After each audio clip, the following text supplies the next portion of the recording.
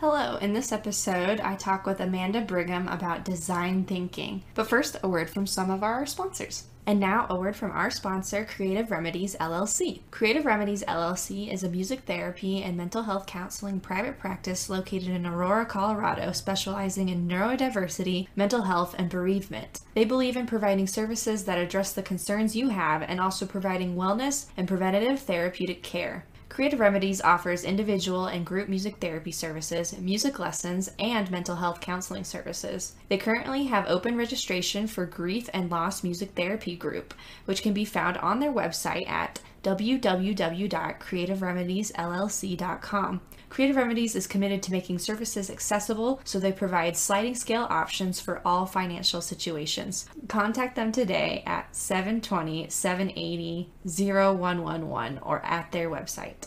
Now, back to the episode. All right, welcome back to another episode of Navigating Adulthood in IDD. Today, I'm so excited to have my friend and colleague, Amanda Brigham, a board-certified music therapist in the Denver, Colorado with me today. Or in the Denver, Colorado area with me today. I just kept on going. But welcome, Amanda. Thanks, Bonnie. Thanks for having me. Yeah, so Amanda, I have a short bio, if that's okay, that I'll read real quick. Amanda is a member of the Midwestern region of the American Music Therapy Association, and you're also chair of the Colorado Music Therapy Legislative Task Force, doing awesome advocacy work for us here in Colorado. And you own Colorado Music Therapy Services, LLC, working with children, adolescents, and young adults with ASD and neurodevelopmental differences. So we're so excited to have you and your expertise here today. I know I kind of read your bio, but would you mind giving us a short introduction about yourself? It could be music therapy related. It could just be life related. Just a little bit about you. Absolutely. I have been a board certified music therapist since 1993. I did my undergraduate degrees in performance and in music therapy at Arizona State University. So got my 2 undergraduate degrees there. And then I worked for a long time. I married my college sweetheart, and we moved to Boulder in 95 and got married, started my practice, and worked for a long time doing, back in the early to mid 90s, pre a lot of internet. It was all about presenting and helping educate people about music therapy and its value for various populations. And so I was really honored to be able to develop a lot of the first, but yeah, oftentimes the first music therapy programs offered at a variety of programs, schools, nonprofits, clinics in the Denver metro area. Places like Anchor Center for Blind Children, the Joshua School, the Rise School for Kids with Down Syndrome. I serve a variety of school districts and early childhood programs in the Denver metro area, as well as in Boulder County area, which is where I live. And I'm married and have a 10-year-old daughter. And I guess another interesting thing about me is that I learned about design thinking and how to apply it as a clinician and to the people that I work with through listening to my own podcast, listening. So it's fun to be on a podcast talking about something that I think is a really valuable topic on your podcast. So thanks for having me. Yeah, of course. And we can get that podcast that you listen to in the show note before we dive into design thinking. Yeah. One thing I just want to say, talking about how you're talking about you started so many things like in the area, music therapy wise. Yeah. It's like so true. Give yourself that credit, because I swear, and if I'm out like networking, your name comes up a lot. People are like, oh, do you know Amanda? If I'm like, I'm a music therapist. Or like one time I was at a resource fair, and they're like, oh, we already have a music therapist. And I was like, oh, do you mind telling me? And they were like, oh, it's Amanda. And I was like, I love Amanda. So it's really cool to see that impact in the community. Thank you. It's been great. I think at this stage in my career, it's been great to see programs that I've developed and served continue and take off even after I've moved on. And I think that's a real testament, not to me, but to the power of our field. And that, I think it's obviously we develop a personalized relationship with the clients that we have. And we all have different styles, clinical styles. And it's nice to have that style valued and appreciated. But it's really the music therapy that I want to see continue. And so it's great. The very first music therapy program that I started was at Colorado Lutheran Home and Lutheran Hospital, which is now part of this, it's, I think, part of the Kaiser system, but a colleague of ours, Lisa Sprengler, took that over from me years ago, and she's been there forever and started an internship. And so it's really nice to see, as more music therapists have moved to Colorado, programs just continue to thrive and develop. And also, I didn't mention earlier when I was talking about my background, having that experience, that clinical experience was so rich before then going back for my graduate degree, which I did at CSU. And I think that's also really helped shape me as a clinician, was that I didn't do my graduate work right away, but that I had those opportunities to really advocate for music therapy and develop programming and gain experience as a clinician before going back to do my grad school. Not that that's something that I recommend for everyone, but that ended up being my path. And yeah, so it's worked out. So thanks. Yeah, of course. That's awesome. And thanks for sharing kind of your journey too, because I think a lot of people think about oh, when do I go to grad school? So hearing how it's worked for you, I bet that will resonate with different listeners too. Oh, good. That's good. I haven't gone to grad school yet, so I'm oh, good. Maybe there's hope for me. There is. I mean, I didn't go back until I was, in my early 40s. And, I had a kid, and I mean, I could have done it earlier, but, the timing was right then. And I think it kind of speaks to what we're talking about today. You sort of take the circumstances that are in front of you and you design think around your current set of circumstances, right? Right. Sometimes we can plan and just the timing isn't right. So yeah, it has to work. It has to work in everybody's continuing education, I guess is what I'm trying to say, right. or graduate education has to work in terms of everyone's, overall life. Yeah, definitely. Yeah. And what a great segue. We'll get into our first big topic that I really wanted to have you on today. I've had the absolute pleasure of hearing you speak on this, I think, multiple times. I think anytime you've done a presentation on this at regional conference, I've definitely tuned in or watched it live, or I got to see one live. I think the first one you did. Yeah. Yeah. And that first one, when was that? 2018? That was 2019. 2019? Yeah. So just about 2 years ago. And I'm trying to remember where that was. It was at our regional conference. Kansas City, I think. Mm-hmm. Yeah. So that's the first time I heard you speak about it. And not being dramatic, I think it absolutely changed my kind of perspective and approach in my practice. Wow. So I've always tuned in when you talk about it, because it changed. I feel in a way it changed my life, which was kind of cool, because I never had thought about practicing the way with design thinking, especially with accepting mistakes are okay or even optimal, which we can get into, and the very problem solving aspect of it. Coming out of undergrad, I was very mistakes. Never. We're professional. Yeah. So hearing you talk about it, I remember that was probably my biggest takeaway from that conference, and has really resonated and stayed with me ever since. So I was just so excited to have you on so we can talk about it some more. That's so yeah, cool. Would you mind explaining, what design thinking is? Yes, absolutely. So this is not my concept. So I think it's great that it resonated with you as it did with me. I think we have that in common. And I've heard that from other people when I've presented on this topic. This is not my original, these are not my original concepts, but they're concepts that I think a lot of us latch onto in wanting to use design thinking in our personal lives or in our professional lives. And I first learned about it on a podcast on National Public Radio. Shankar Vedantam's, I might mispronounce his name. I'm spacing on the name of the actual podcast, but it'll come back to me. Hidden Brain. That's right. Hidden Brain. Yeah.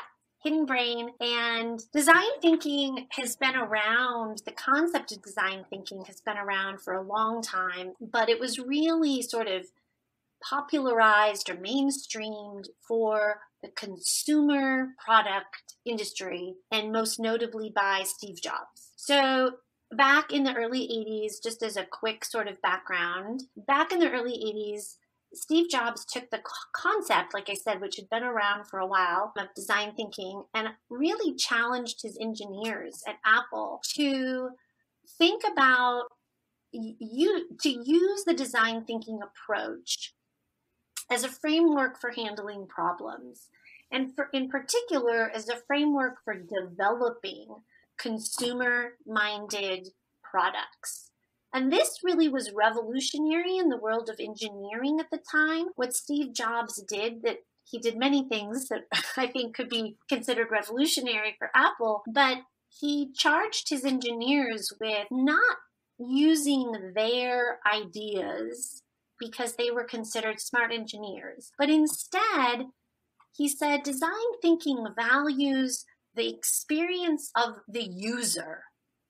Who is using this product? Why are they using it?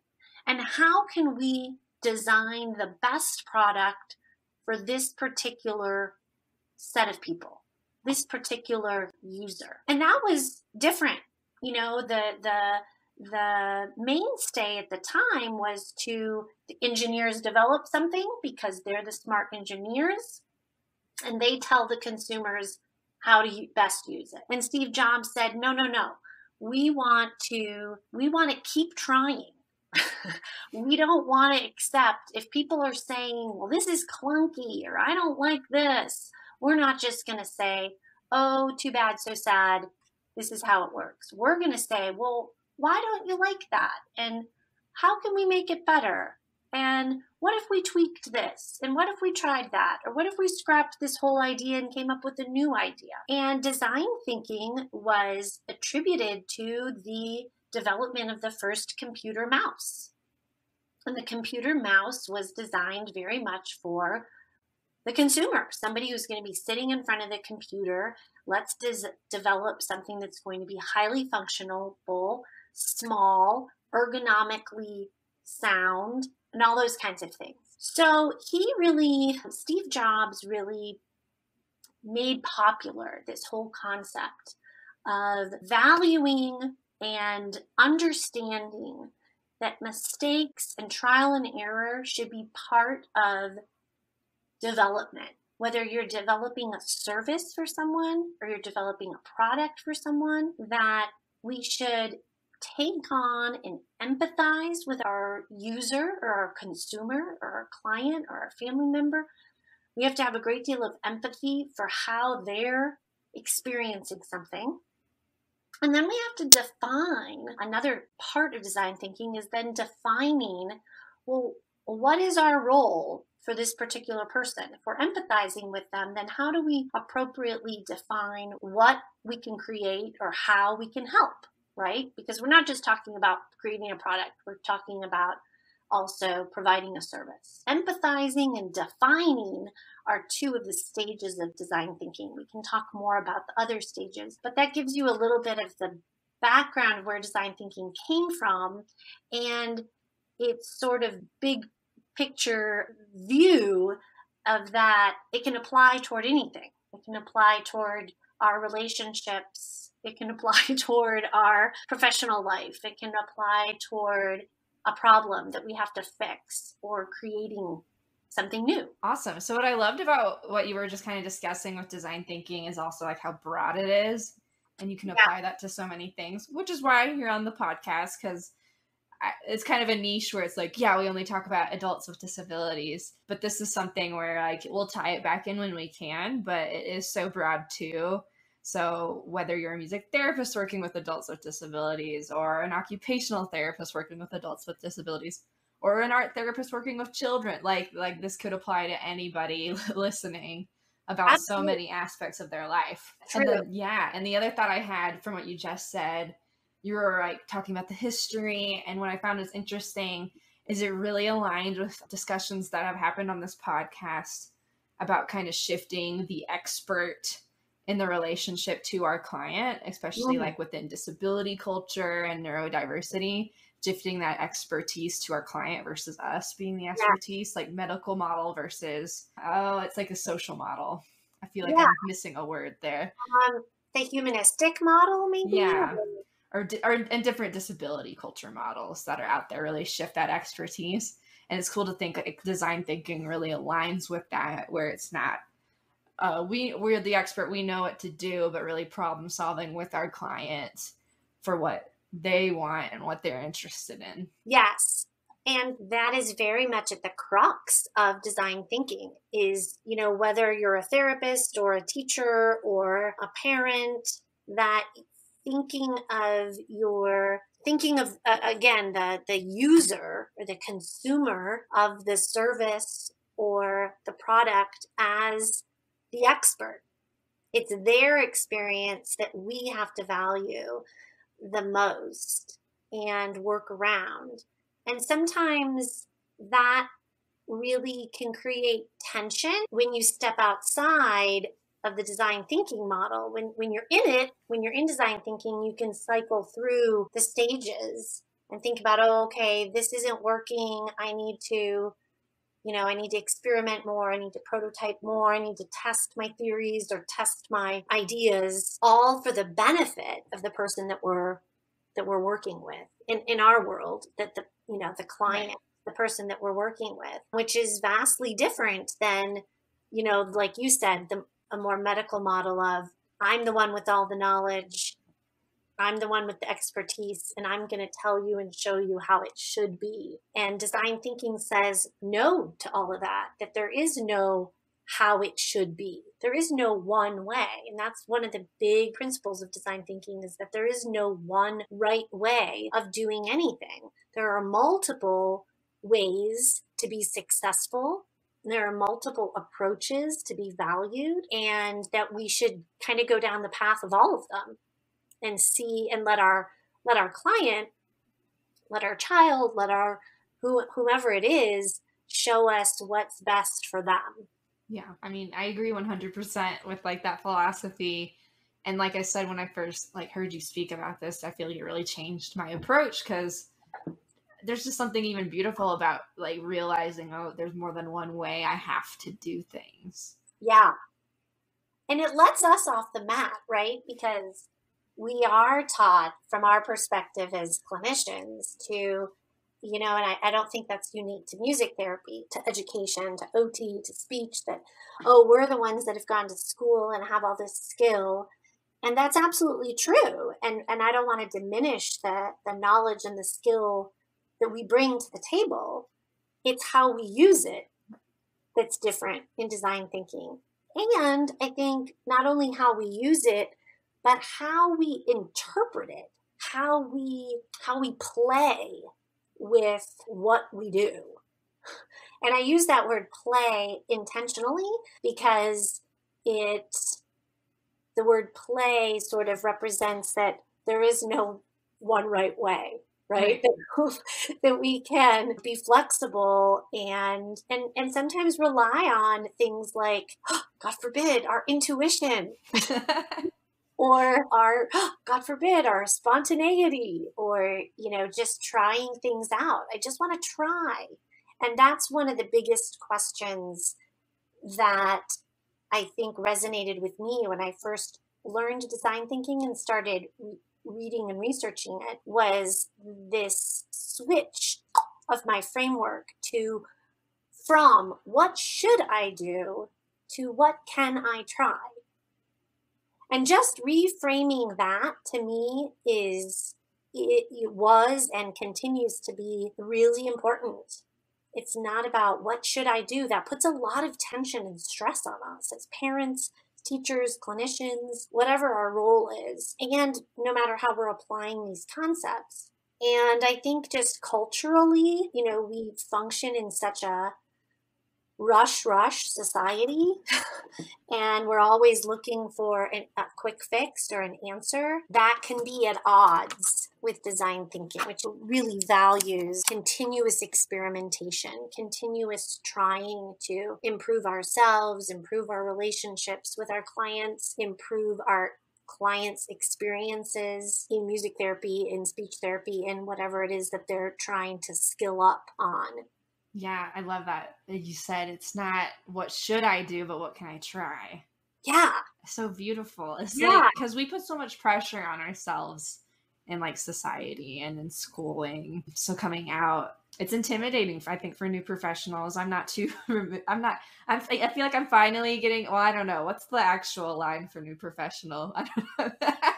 I'm moving away from it slowly. But, you know, it's not too far away in my memory of like that new professional of like, I'm a music therapist now. I have to do things that does like high professional skill.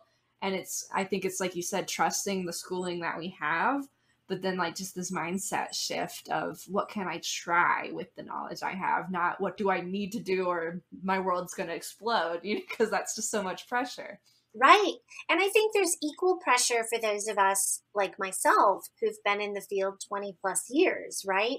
We are seen as, by many people, as the more experienced, and we should have all the right clinical answers and not make mistakes and those types of things.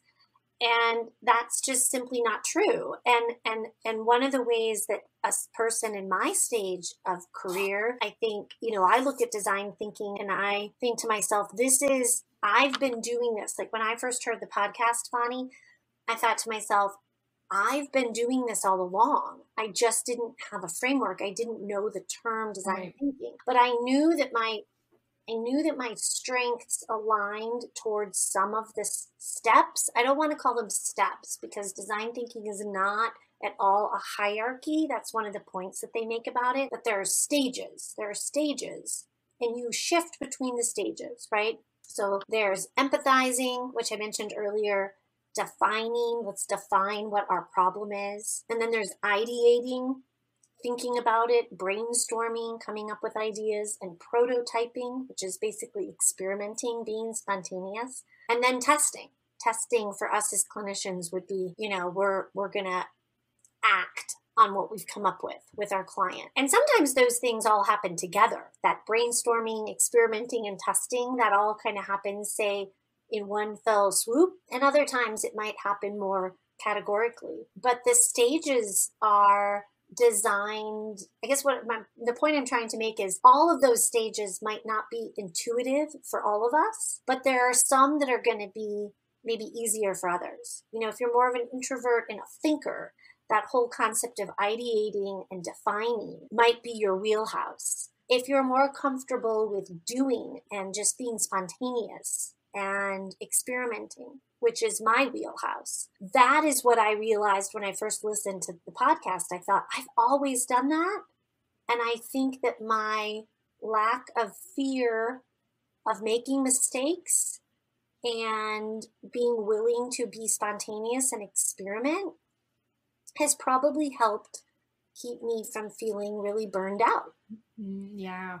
So regardless of what stage you're at in your career, whether you feel like, oh, I'm a new professional, I should have all my stuff together and I shouldn't be making mistakes, or whether you're, a more experienced clinician or parent or teacher and you think, oh, I should have all my stuff together and I shouldn't make mistakes, there's something for you within this framework. Right. There's something hopefully for you to latch onto and say, oh, I do that. And then the areas that maybe aren't your strength, once you're aware of them, once you're attuned to them, will hopefully you grow in. You kind of say, okay, this isn't working. Why is this not working? It's not because of me. It's because I'm not sitting in the stage of defining very well.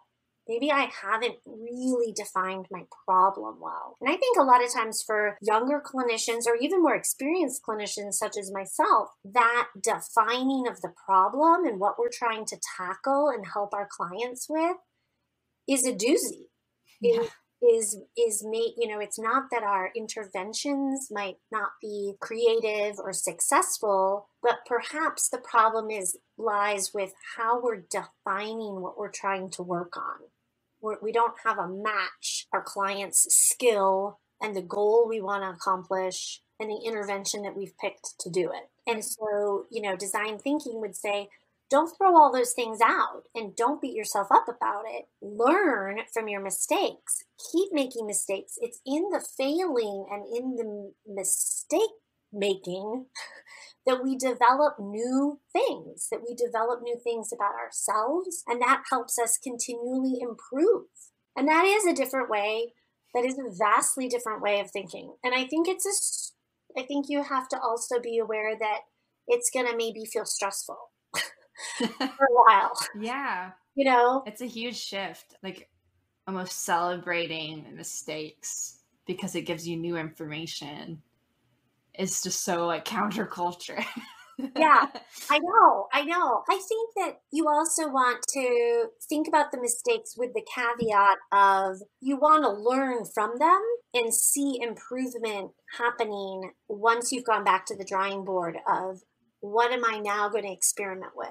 What am I now going to brainstorm, right? If you go into every single session saying, I'm just going to experiment, and you don't have a sense of familiarity or structure or security for your client, that's not going to work either.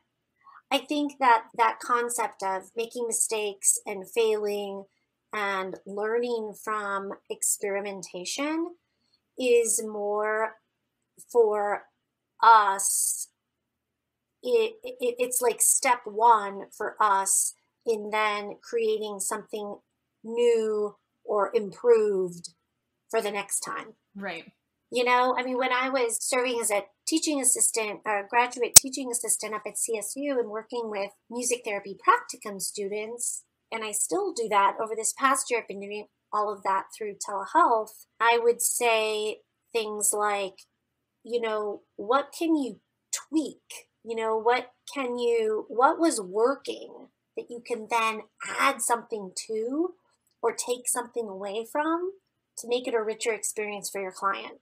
What can you tweak? Versus that mindset of, this just didn't work. I have to come up with something brand new. Right.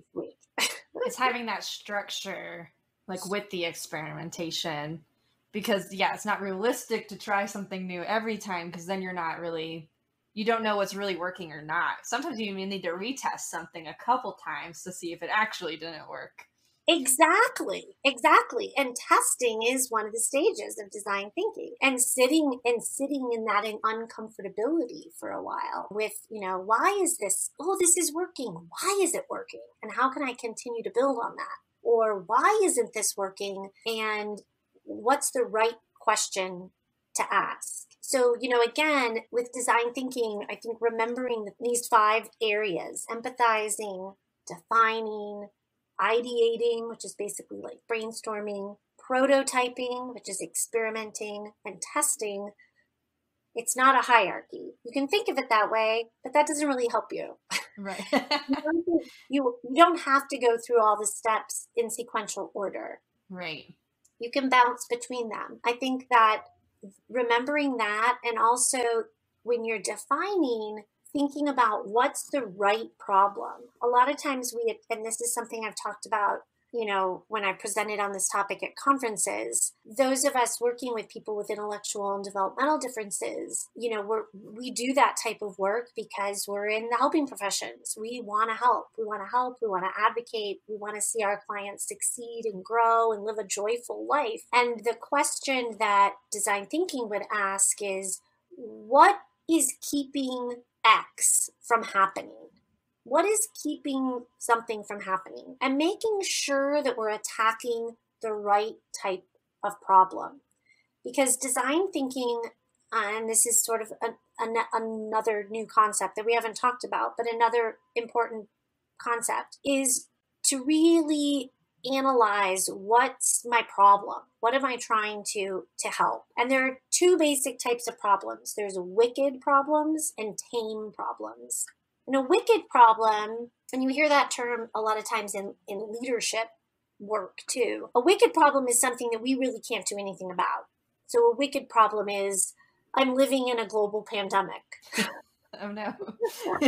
Yeah. Right? That's a wicked problem. it's so widespread. Or, my daughter has Down syndrome. People might view that as a problem, but there's nothing we can do about that particular diagnosis. There's nothing we can do about the fact that the world is living with COVID. But then tame problems are things that we can kind of see an immediate answer to. I have strep throat. Okay. I'm going to take an antibiotic for 2 weeks. I'm going to get over it. Right. I am always late. Okay. I'm going to develop some strategies for better time management. Those are tame problems. We can kind of tackle them pretty easily. I have a street sweeper going by. Okay, no worries. So design thinking is great for tackling those wicked problems, the ones that we think there's nothing we can do about. And saying to ourselves, I'm just going to emphasize quantity. I'm going to come up with as many methods and strategies and potential solutions as I possibly can. And then I'm going to experiment with them. And design thinking really supports prototyping, that there's not just one answer to something. With the strep throat analogy, there's pretty much one answer. Take amoxicillin for 2 weeks. Right. You're going to get over your strep throat. Okay, done. With the people that we work with and the types of problems that we want to attack and help with, we have to have a mindset of prototyping, that we're going to come up with a lot of different options, and they all might be valid and they all might be helpful, and there's no single best one. And our client is going to kind of show us which methods or which strategies resonate with them. And the ones that resonate with one person might be different than those that resonate with someone else. But the takeaway is that there are multiple paths to improvement or to a solution. And then we test it, right? And then our client or our person or our situation undoubtedly shows us if our methods are working. I think the exciting thing is that if we're coming from the perspective of our client, it's really their reactions and actions, interactions, that they might be different than what we assume. We might assume that they might not like a particular thing or method, but they might. And if we're valuing their experience, then the results should be placed on the experience of the client or the user or the consumer, not on how we perceive it going, but on how they perceive it going. Yeah, definitely. And if you don't mind me sharing, I thought of an idea today, and so I'd love to see where it fits in the design process cycle. So I have a client and they're working on ukulele. I do a lot of adaptive ukulele. And, the G chord on ukulele is 3 fingers. That's kind of tricky. And we've been working on it online for a while, and we've kind of switched to an in-person online hybrid now, which I'm excited about. And so when I got to see this client in person, I noticed their fingers are much larger than mine. I have little hands. And so I was like, maybe I need to rethink this, because they're trying their best. I'm trying to cover it, but it's very, very difficult for the 3 finger. And today, out of nowhere, I had the idea, why don't you just bar the top 2 on the G chord? Right? Oh. That's the same chord. I've never thought of that before. So now I need to test it. I haven't tested it with this client yet, but I will when I see them next. And I'm just going to kind of ask what they think. Do you want to keep trying to cover the 3? Or do you want to try to do this barring instead, which usually is harder. But as I noticed, their fingers are a little bigger than mine. And I think that strength might be there to press versus to try to get both of them in. So I love it. So I guess I'm right before testing. I love it, Bonnie. I think you defined a wicked problem in that you said to yourself, here is the fact.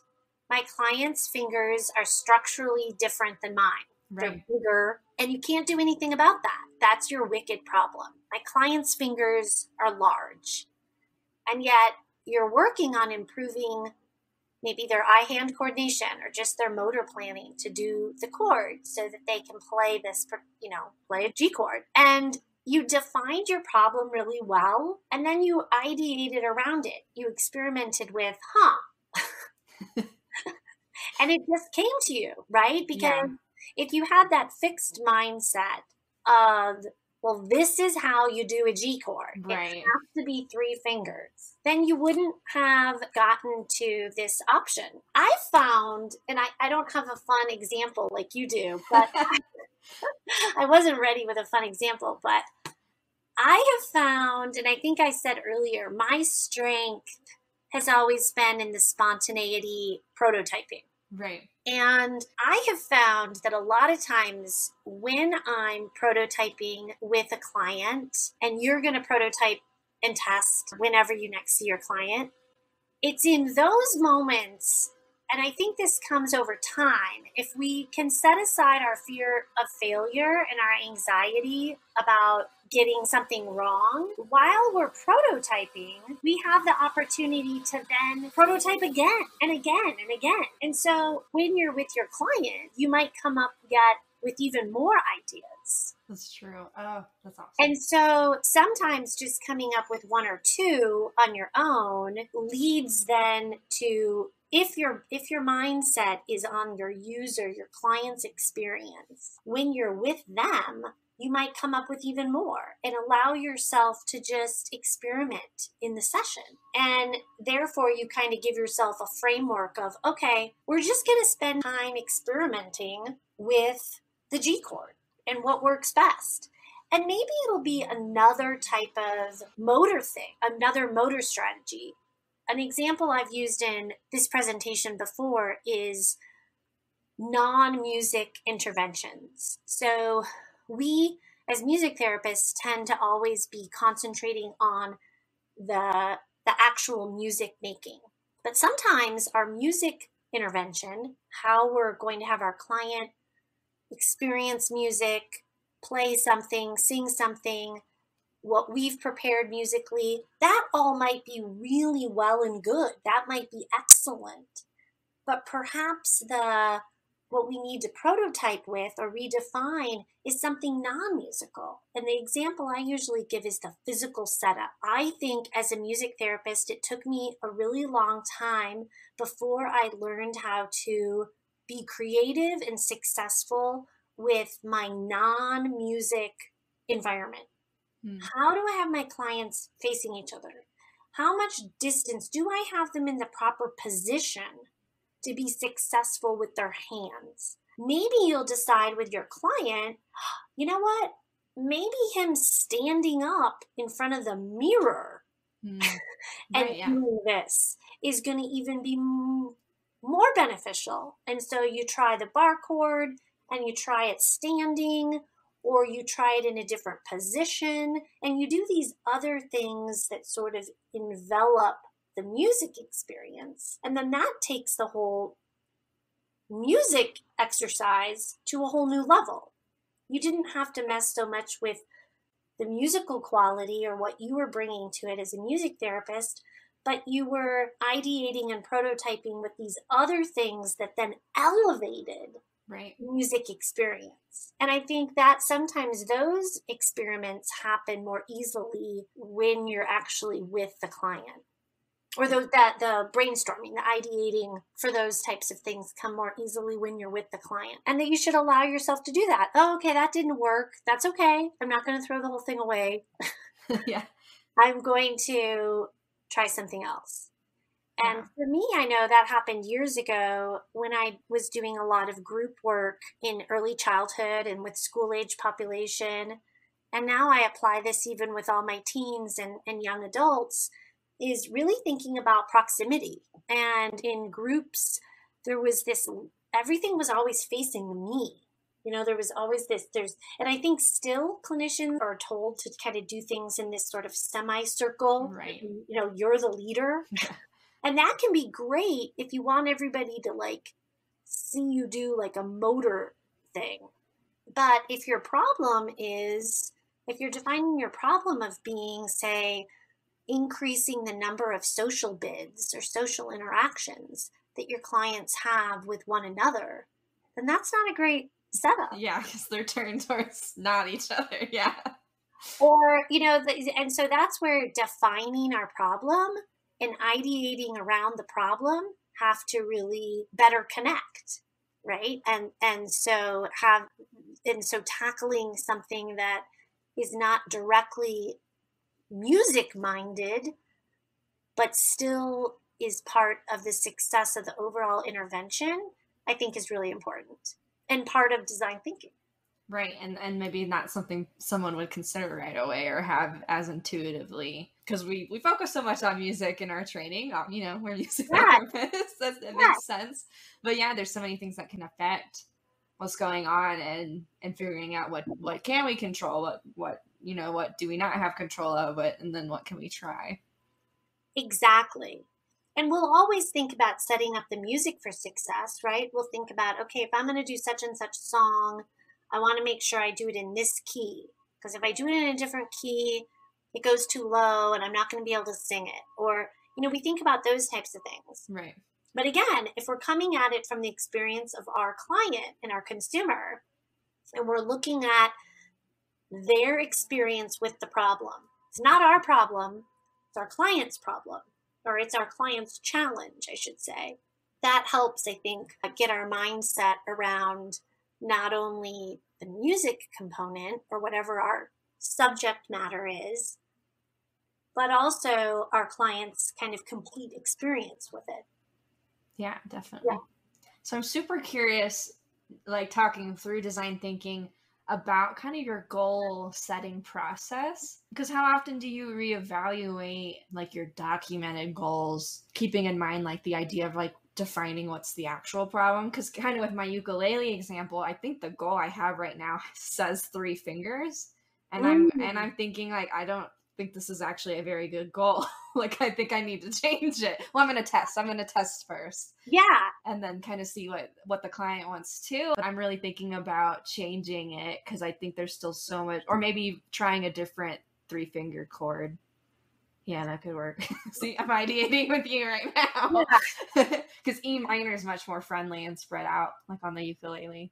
So maybe that's what I need to be doing for more of the goal, but we could still work on the G chord and not have that shape have to happen that way. But yeah, I have to think about, like, I usually do like quarterly kind of updates, but now with this, I'm like, do I need to update it sooner? I really don't know.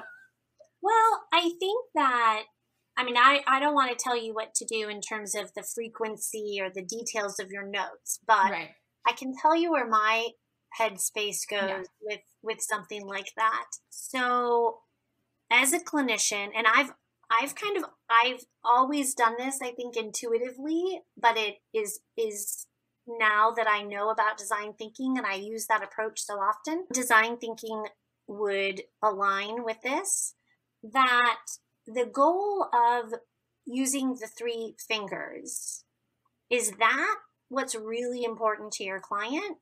Or is your client's experience to be able to functionally play chords on the ukulele? And if the goal is to functionally play chords on the ukulele, then one of your interventions could be to work toward using 3 fingers. But in the meantime, your client, again, if we're valuing their experience over our own, might be just as happy and just as pleased and more comfortable using the 2-finger bar, or the bar for the 2 notes, and using a 2-finger strategy. So by reframing your goal and reframing your problem, it opens you up to then working on more than just the 3 fingers. Right. Right? So to me, the 3 fingers is more of a strategy or an objective toward the bigger goal. Right. I think I do my notes, I have like goal, which is pretty broad, and then an objective. But I guess there's nothing stopping me from adding different objectives. I've just never thought about. I've always had like, this is the one objective under the goal that we keep the quarter. But now I'm wondering, like, could I keep the goal and try different objectives as things pop up? Exactly. I think that's what I'm. Is that kind of how you approach documentation? Yeah, I think that's what I'm trying to articulate, is that the goal should be about, you know, in my mind, for us as music therapists especially, the goal should be something that is attainable and applicable across settings, right? So I always think about to do something, to successfully do blank across people and situations. Can the client do this across multiple people? Can he play the ukulele for enjoyment with his friends, his family, for a variety of people? Can he play it at work, at church, at home? Those would be across situations. That's sort of the goal, because that's something that's transferable. And then your strategies or your objectives, I think you're absolutely right. You can have numerous strategies and objectives. I tend to keep my goals much more broad and things that are non-musically related. Right. So that, and I think also, I definitely can and do write specific objectives, but I think of them more as strategies. I love that. Obviously I'm learning a lot from you right now. I hope it's okay. I'm picking your brain a bit. Yes. I want to design, think about it the whole way I've been doing documentation. Yeah.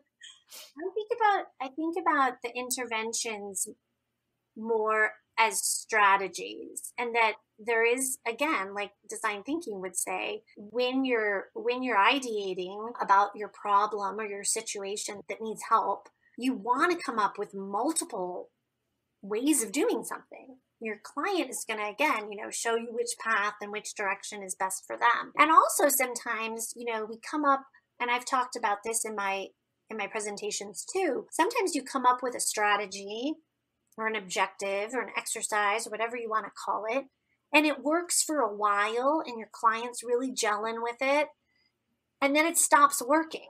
Mm-hmm.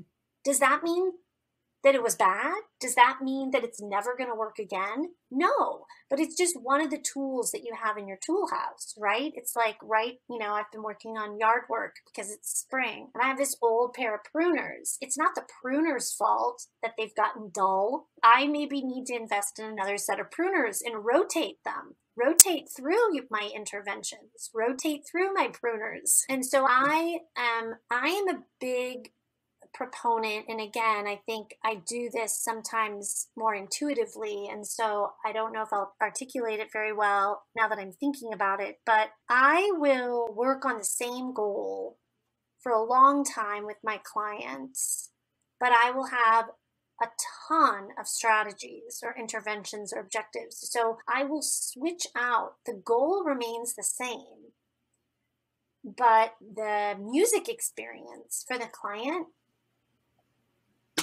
might be different every week.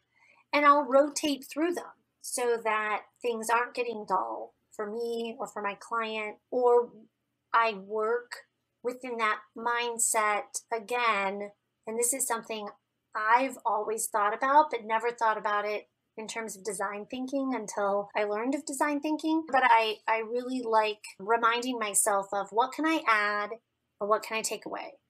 What can I add? What can I take away? We all have those moments where we say, X is not working. This is not working. Something needs to change. All right. Do I need to add more? Do I need to add more to this experience for my client to be successful with it, or for them to understand? Or do I need to take stuff away?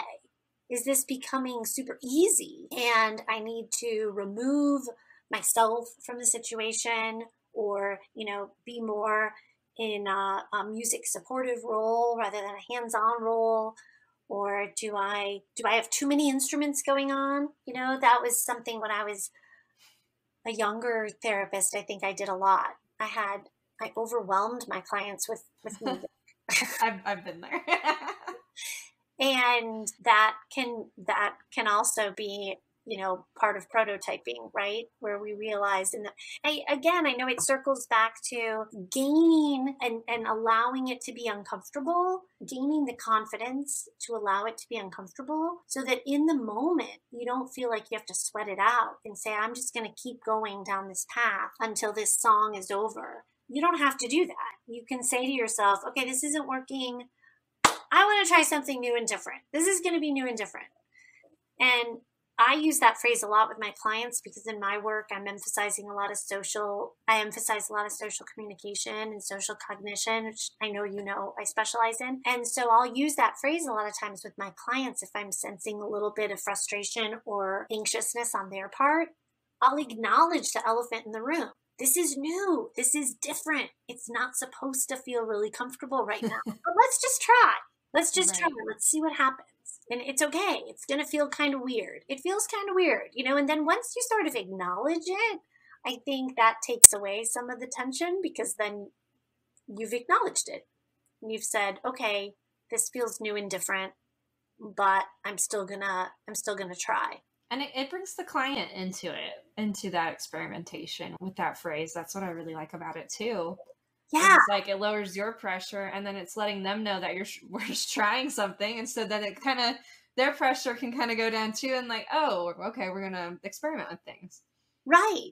And if you have a client that has that level of communication and cognition to give you immediate feedback, or maybe it's the client's caregiver or a parent, you're seeking their input, right? That's part of testing. You're testing out something and you're saying, well, how did it feel for you? How did it work for you? And that's part of design thinking, is to make sure that you're defining the problem and you're ideating, right? You're brainstorming with your stakeholders, with your client, with your client's family, and you're continually trying to get at whatever it is that you want to improve. I say at the end of my presentations, when things go well and there's that success, joy, aha moment, inevitably someone will say, gosh, how did you know to do that? Like your client might say to you, well, we've been working on this 3-finger chord, and how did you know to do the bar? And you'll be able to honestly answer, I didn't know. I just kept trying.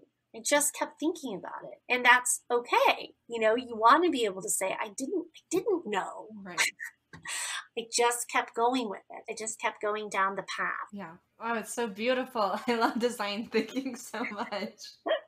Well, you should definitely do more reading and stuff on it. I've been a little bit away from it this past year. I feel like all I've been doing is working and I haven't read up as much on things, but I do know that Stanford is kind of the hub of design thinking in terms of research, and there's professors that specialize in it. I know that's my next area. There are podcasts just on design thinking, and the concepts are being applied to a wide variety of situations now.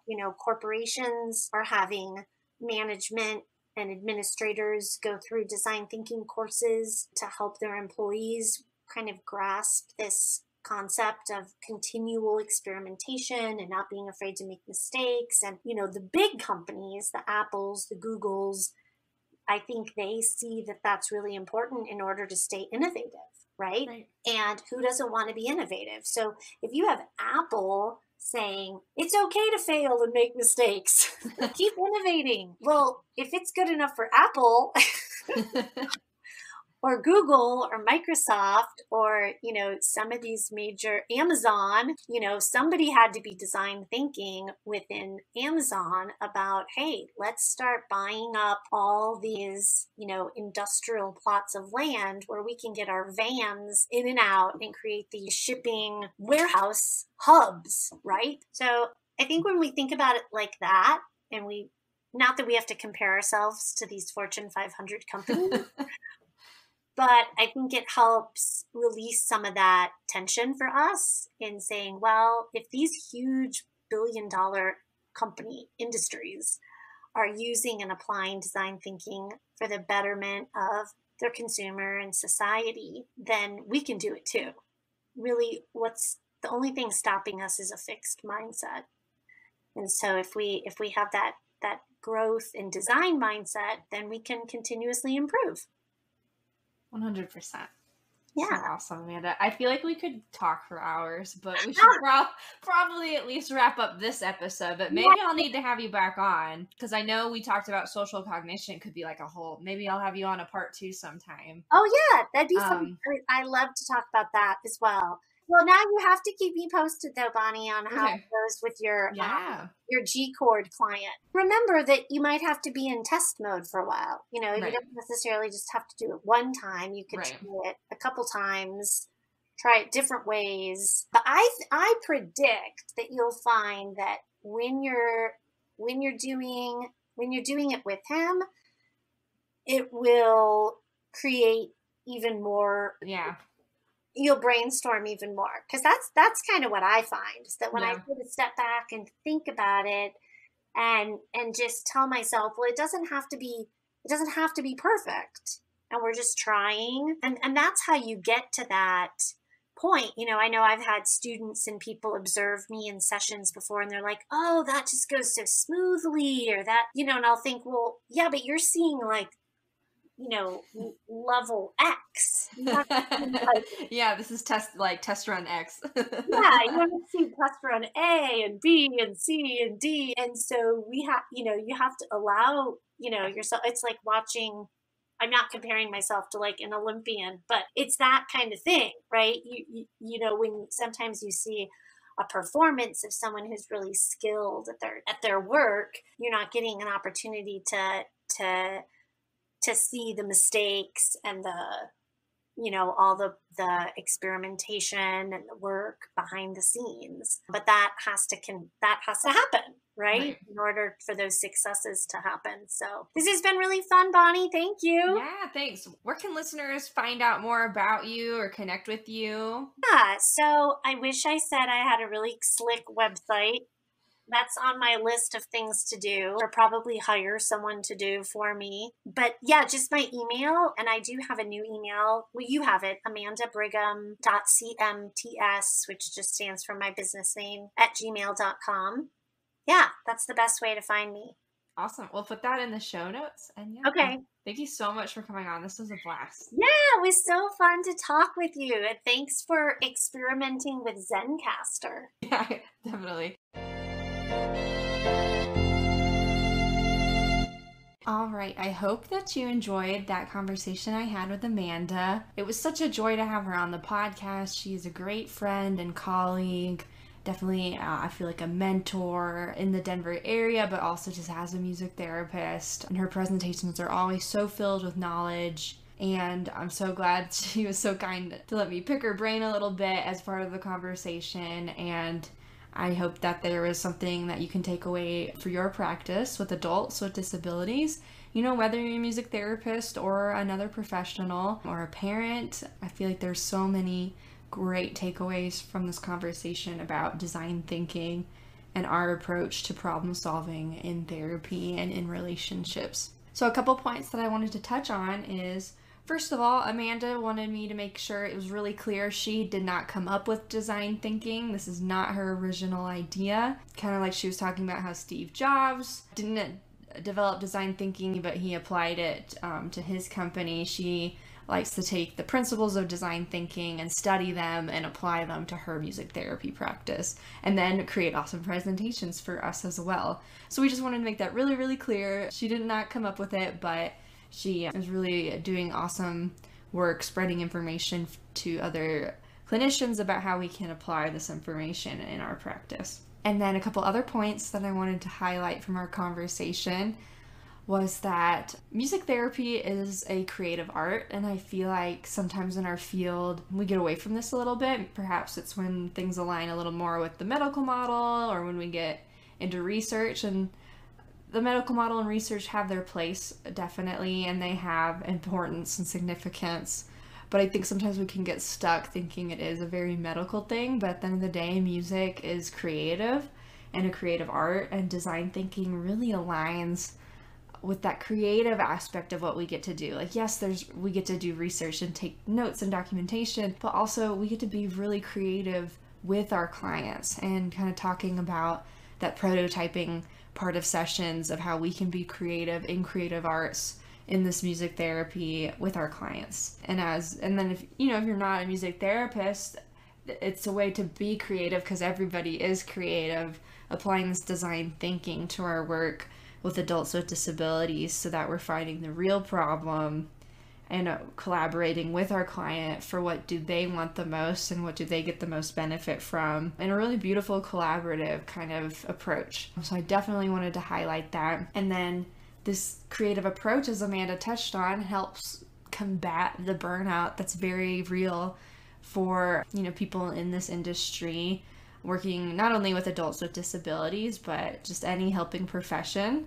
There's a high burnout rate, and design thinking is one way to combat it, because Amanda was talking about how even in her own experience, she's used different design thinking to keep things fresh, to kind of rotate out interventions, to come up with new ideas, and to be creative. And then on the flip side of that, we talked a lot about pressure and how we can bring our expertise into the work that we do, but we don't have to feel like everything has to be right all the time, or because there's no one right way. And I think that pressure can cause burnout too. So it's kind of like two ways to combat burnout, depending on you and your experience and what you struggle with as a clinician, because we all have struggles, we all have difficulties. So if that's keeping things engaging and continuing to learn, leaning into that creative part of design thinking, or if it's really allowing yourself to make mistakes and learn from them and give yourself so much grace and see things in that light play perspective, I think both of those are things that we touched on that can combat that burnout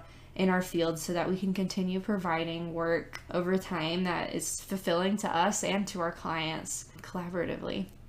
So those are the couple points I wanted to make. I really feel like Amanda shared a lot of information about design thinking, and in the show notes we'll put the podcast that she listened to and a couple of slides that she has had in presentations to give you a visual of the different stages that we kind of bounced around talking. And yeah, I think there's a lot of good information, and it can be a great kind of mindset shift experiment for ourselves as clinicians and how we approach our work. So I'm really interested to hear what you thought about this episode. Please email me at bonnie@rhythmicrootsmusictherapy.org, or leave a message or comment on Instagram at Navigating Adulthood in IDD. I'd love to hear what your thoughts are about design thinking and how we can apply it to our work with adults with IDD. So thanks so much to Amanda for coming on again.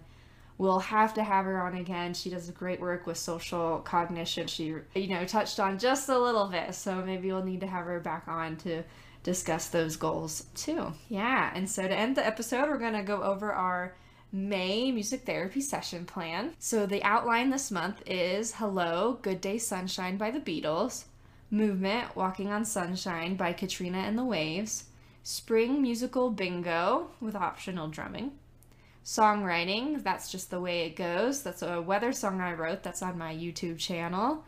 And Goodbye, See You Again Real Soon, which is an original goodbye song on my YouTube channel as well. If you're wondering more about the outline and how you can implement them in your music therapy work or even incorporate songs in your work as another professional, I have a Patreon, patreon.com/navigating adulthood in IDD. And for $5 a month, you can join the Navigator community. And in the community, you receive a breakdown, both written and video, of the monthly music therapy session plan. There's over 12 plans in there and more coming. I've created the June one already, which I'm so excited about sharing in our community meeting at the end of the month, probably before this episode comes out. And there's just so many fun ideas, and I get ideas from members on what they want in the next plan. And I've leaned into creating more visuals and lead sheets. So with every intervention, there's at least one lead sheet and or visual that goes along with it for members to take and use in sessions with adults with IDD. And in the community, you also get access to our Facebook group, and where you can ask questions, engage with other members, and we have a monthly Zoom call for peer supervision and to go over the monthly music therapy session plan. And these calls are recorded so that if you can't make it, you can watch it later and connect in the Facebook group. So we would love to have you join our community. The last meeting was a blast, really discussing some cool things like adapted guitar and the sound beam. So if those sound like discussions you want to get in on, it's $5, and we would love to have you in our community. Other ways to support the podcast include continuing to listen, sharing with someone you think would like it, and following and rating the podcast on different platforms. So thanks for tuning in. Again, I hope you learned so much from this episode and design thinking and our approach with clients and our work. And just I feel like I learned a lot from the conversation, and I'll catch you all in the next episode. Hello, this is Editing Bonnie. Just when you thought the episode was long enough, I remembered I wanted to talk about one more thing. So before I sign off episode 15, if you're listening to this live, tomorrow a pod course on 3 of my episodes in Navigating Adulthood in IDD go live for purchase on Music Therapy Podcast Collective. Music Therapy Podcast Collective is a website where you can buy a pod course, which is a bundle of podcast episodes in which you can listen to the episodes. So if you're listening to this podcast, you might have even listened to these episodes already. And what you purchase is a workbook that can get you continuing education credit for music therapy, for music therapists. And Music Therapy Podcast Collective, they are an approved provider. So you can get 5 credits by listening to 3 episodes that are public and completing this workbook. And there'll be an office hour at the end of June. So that goes live tomorrow. It's launching. I'm so excited. So I created a bundle called Neurodiversity and Disability Culture in Our Music Therapy Practice with Adults with IDD. It features episodes 6, 9, and 14 of this podcast. All 3 were music therapist guests sharing their knowledge and their work and their experiences. And I created a workbook around these episodes highlighting the key takeaways and providing resources for self-study to dive deeper into the study of neurodiversity and disability culture. And I'm so excited to provide this resource. I really think it's the heart of the show. So if that sounds interesting to you and you're looking for some continuing education credits, keep an eye out for the launch tomorrow. And like I said, I'll have an office hour at the end of June. So if you purchase it before then, you can catch me live in an office hour and we can talk about the episodes and talk about neurodiversity and disability culture in our own practice. So thanks for listening to Editing Bonnie. This is the real ending of the podcast, and I will catch you in the next episode. This podcast is by Rhythmic Roots Music Services LLC, with content and music by Bonnie Haupt. Transcriptions are made by my favorite little sister, Emma Haupt. Thanks for listening.